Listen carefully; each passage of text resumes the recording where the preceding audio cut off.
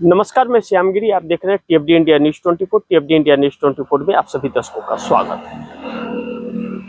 इस देश की राजनीति के अंदर जो करवट एक ले रही है राजनीति, और केंद्र सरकार के अंदर जो एक डर का माहौल समाया हुआ है, बड़ी दिलचस्प है कि अचानक राजनीति हमारे देश की इस तरह उथल पुथल करेगी, यह किसी ने सपने में सोचा नहीं था। लेकिन कहते हैं कि वक्त किसी का इंतजार नहीं करता और पाप का घड़ा जरूर भरता है। ऐसा ही कुछ इस वक्त केंद्र की सरकार के साथ हो रहा है, यानी कि भारतीय जनता पार्टी सरकार के साथ हो रहा है। अब कहा यह जा रहा है कि मोदी जी के सपने में भी 5 शब्द गूंज रहे हैं, जो उचित समझो करो। यह बात क्यों कही जा रही है? अब सिर्फ हमारे देश में नहीं, पूरी दुनिया में इस बात की चर्चा होने लगी कि राहुल गांधी ने जो बात कही थी चाइना को लेकर के, जनरल नरवणे की किताब पुस्तक को लेकर, अब यह मुद्दा तूल पकड़ लिया है और सरकार बैकफुट पर आकर के खड़ी हो गई है। हकीकत यह है कि 2014 में भारतीय जनता पार्टी की सरकार आने के बाद जिस तरह से यह सारी चीजें की जा रही थी और देशभक्ति का एक पाठ दुनिया को पढ़ाया जा रहा था, जिस तरह चाइना से हमारे देश और चाइना के बॉर्डर लद्दाख के एरिया में जिस तरह 4 टैंक हमारे सीमा में प्रवेश कर रहे थे और सीमा में प्रवेश कर रहे थे, उस वक्त जनरल नरवणे का फोन कॉल आता है रक्षा मंत्री के पास में, और रक्षा मंत्री से कहा जाता है कि चाइना का टैंक हमारे सीमा में ढुक रहा है। उस वक्त हमारे देश के रक्षा मंत्री राजनाथ सिंह यह जवाब देते हैं जनरल नरवणे को कि ठीक है, हम प्रधानमंत्री से बात करके बताते हैं। लेकिन वह फोन वापस नहीं जाता है और चीनी सेना हमारे देश की सीमा में ढुक रही थी। यह वाकया फिर जब बॉर्डर से कॉल आता है जनरल नरवणे को, और जनरल नरवणे हमारे देश के राष्ट्रीय सुरक्षा सलाहकार विदेश मंत्री एस जयशंकर और राष्ट्रीय सुरक्षा सलाहकार अजीत डोभाल, रक्षा मंत्री राजनाथ सिंह सबको फोन करते हैं। फिर उसके बाद रक्षा मंत्री यह कहते हैं कि मैं अभी फोन करके बताता हूं, बात करके। उसके बाद 10:30 बजे फिर नरवणे का फोन आता है और रक्षा मंत्री राजनाथ सिंह यह कहते हैं कि प्रधानमंत्री से हमारी बात हुई है। यह 10:30 बजता है उस वक्त, और रक्षा मंत्री कहते हैं कि बात हुई है, जो उचित समझो वो करो। अब नरवणे अपनी किताब में यह लिख रहे हैं कि हमारे हाथ में गर्म आलू थमा दिया सरकार ने, और 2.5 घंटे का यह वक्त जो सरकार ने लगाया, क्या हुआ था उस वक्त बॉर्डर पर हमारी सेना को कितना क्षति हुई थी यह दुनिया जानती है। लेकिन हमारे देश के वीर जवान इसलिए शहीद हो गए क्योंकि हमारी सरकार की नाकामियां थी, और इस बात का उल्लेख पूरी तरह से जनरल नरवणे ने रिटायरमेंट होने के बाद अपनी पुस्तक में लिख दी। हालांकि यह पुस्तक अमेज़न पर उस वक्त तक मिल रही थी जब राहुल गांधी इसकी चर्चा पार्लियामेंट में करना चाहते थे, लेकिन जब माहौल बिगड़ा तो अमेज़न से वह सारे बुक हटा दिए गए। अब ऐसे में राहुल गांधी के पास वह पुस्तक आ जाती है और गृह मंत्री और रक्षा मंत्री इस बात पर पार्लियामेंट के अंदर तकरार करने लगते हैं कि किताब छपी नहीं है, जबकि रक्षा मंत्रालय हमारे देश का उस किताब पर कुंडी मार करके बैठा हुआ है और रक्षा मंत्रालय से आदेश नहीं मिला उसे छापने का। लेकिन वह book leader of opposition Rahul Gandhi के हाथ लग गई और वह पार्लियामेंट में आए। यही वजह रहा कि प्रधानमंत्री नरेंद्र मोदी राष्ट्रपति के अभिभाषण पर भाषण नहीं दे पाए, और यही वजह वह भी रहा जो इस देश का लीडर ऑफ अपोजिशन भी पार्लियामेंट में राष्ट्रपति के अभिभाषण पर भाषण नहीं दे पाया। इतिहास में 70 सालों में पहली बार यह चीज हुई है हमारे देश के इतिहास में कि राष्ट्रपति के अभिभाषण पर लीडर ऑफ अपोजिशन भी नहीं बोला और प्रधानमंत्री भी नहीं बोले। यह एक दुर्भाग्य है। अब यह चीजें एनडीए गठबंधन के अंदर कुछ घटक दलों को शोभा नहीं रही है। वह अब चिंता जता रहे हैं कि यह सरकार कैसे बचेगी। दूसरी चीज जो इससे भी बड़ी महत्वपूर्ण बिंदु पर मैं चर्चा करने जा रहा हूं, अब यह चीज सरकार को ले डूबने वाली परिस्थिति बन गई है और सरकार अभी भी भागती फिर रही है। दूसरा, बिहार में दोबारा हो सकता है चुनाव, सुप्रीम कोर्ट में सुनवाई शुरू हो गई है। बिहार के अंदर जो चुनाव हुआ, जिस तरह से एसआईआर के तहत 65 लाख लोगों के नाम काटे गए, 55 लाख डुप्लीकेट वोटर बिहार के अंदर चुनाव में मतदान किए, यह बात कही जा रही है। और यह उस वक्त एसआईआर के वक्त भी यह बातें कही गई थी और बार बार यह बातें कही गई थी, लेकिन चुनाव के अंदर यह भी देखा गया, हरियाणा, पंजाब, मध्य प्रदेश, महाराष्ट्र, गुजरात से बसों में भर भर कर, ट्रेन में भर भर कर के लोग आए थे, वोट डाले और चले गए। कोई एक गरीब मजदूर जो 300 और 400 रुपया, 500 रुपया रोज का कमाता है, वह वोट डालने के लिए स्पेशल गुजरात से या महाराष्ट्र से बिहार तो नहीं आएगा, यह हर कोई जानता है। और यह भी फुटेज रिलीज हुआ था, यह भी वीडियो देखने को देश को मिला था कि कहा जा रहा था कि भाजपा ने हमें भेजा है और मैं वोट डाल करके चला जाऊंगा।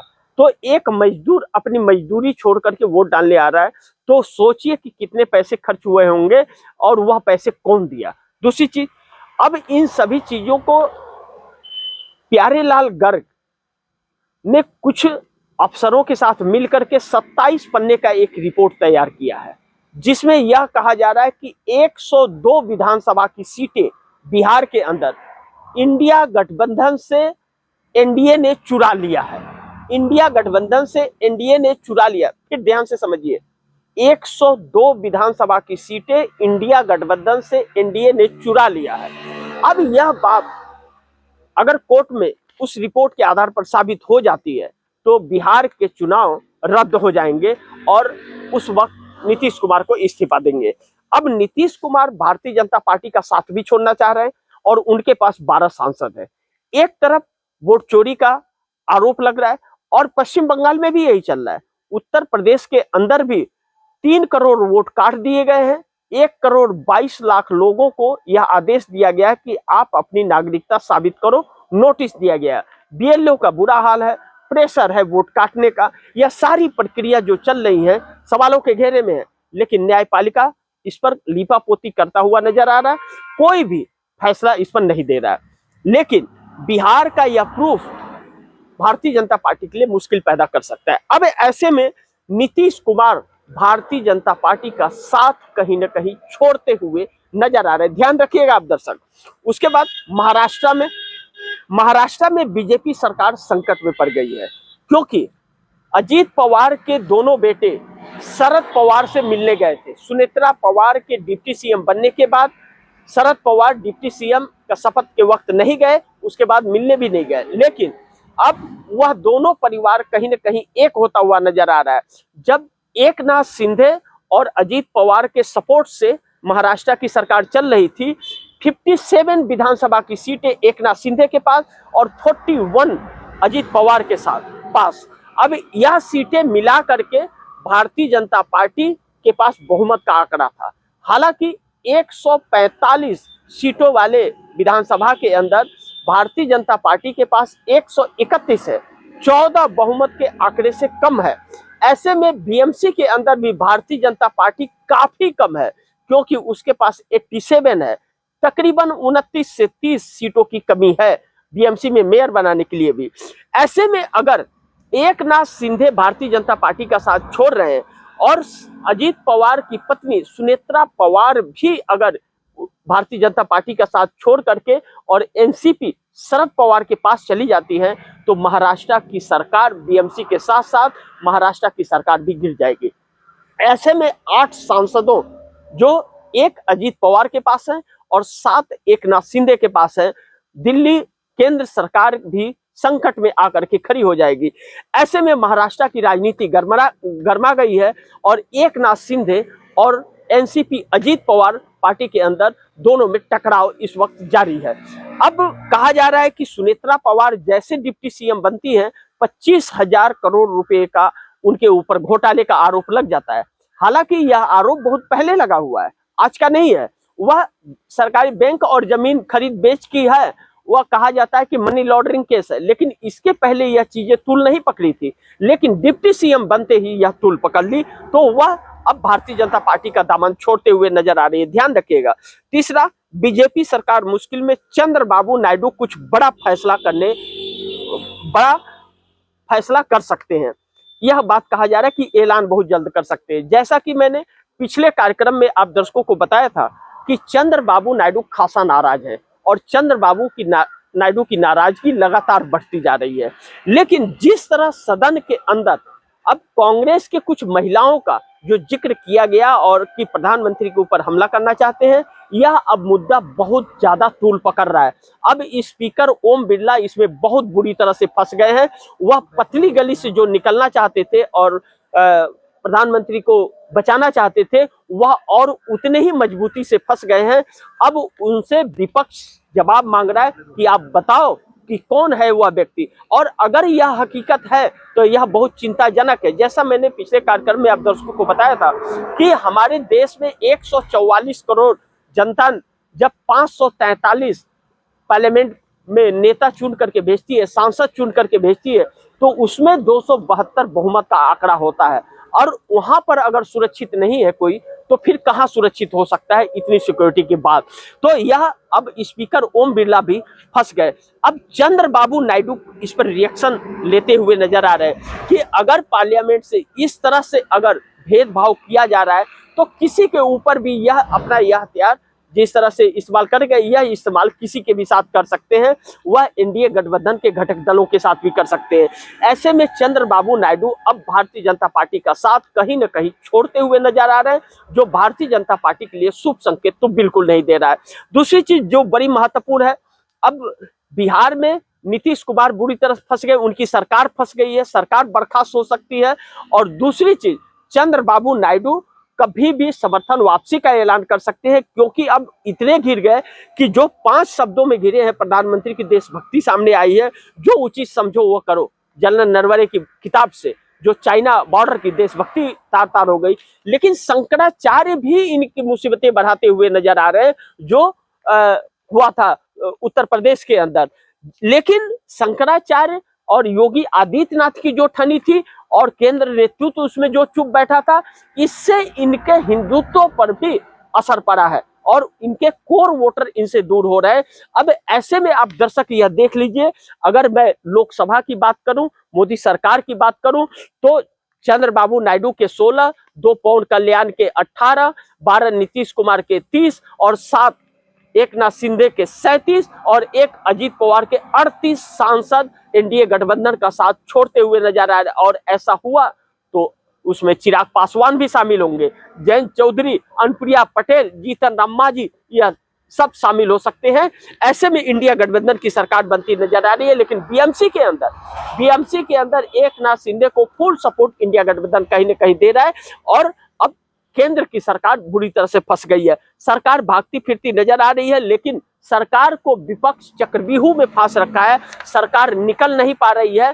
देखना यह है सत्य की जीत होती है या झूठ का परचम लहराता है, इस पर नजर बनी रहेगी। लेकिन कहते हैं ना कि सत्य बहुत अडिग होता है, मजबूत होता है, और झूठ का पर्दाफाश होता है। यह वक्त आ गया है। अब कहीं न कहीं मोदी के इस्तीफे की तैयारी कहीं न कहीं दिलाने की एनडीए गठबंधन कर चुका है। और जिस तरह से मोदी फंसे हैं, चाहे अमेरिका का वह डील हो जो हमारे लिए बहुत घातक साबित हो सकता है, चाहे जेफरी एप्स्टीन फाइल हो, और चाहे यह पार्लियामेंट के अंदर स्पीकर ओम बिरला ने एक नया ऐसी बगावत छेड़ दी है, जो ऐसा कांड कहे या उसे माहौल बना दिया है, यह शब्द कह ले कि माहौल बना दिया है कि एक पतली गली जो रास्ता निकाला, वह पतली गली कांटों भरी हो गई है और उससे निकल पाना अब भारतीय जनता पार्टी को मुश्किल हो रहा है। लेकिन मोदी की सरकार अब टिकने वाली नहीं है, यह सत्य है। और इस बात का खौफ प्रधानमंत्री के भाषण में राज्यसभा में दिखा और प्रधानमंत्री के चेहरे पर यह साफ दिख रहा है। लेकिन सरकार भागने की कोशिश कर रही है और विपक्ष बार बार घेर रहा है, क्योंकि चुनाव आयोग से लेके जेफरी एप्स्टीन फाइल हो या जनरल नरवणे की बुक हो या अमेरिका का डील हो और चाहे पार्लियामेंट का यह हादसा हो, अब यह सारी चीजें सरकार को घेर रही हैं और सरकार के पास कोई जवाब नहीं है। बाकी देखते हैं क्या होता है, जो भी होगा खबरें आप दर्शकों तक लाते रहूंगा। आप दर्शकों की क्या राय है, क्या सुझाव है, कमेंट बॉक्स में जरूर दीजिएगा। इस खबर को ज्यादा से ज्यादा शेयर कीजिएगा, अपने दोस्तों को भी कहिएगा आगे शेयर करें। आपने अगर टीएफडी इंडिया न्यूज़ 24 को सब्सक्राइब नहीं किया, सब्सक्राइब कर लीजिए, अपने दोस्तों को भी कहिएगा सब्सक्राइब करें। मिलते हैं अगली खबर के साथ, तब तक के लिए नमस्कार।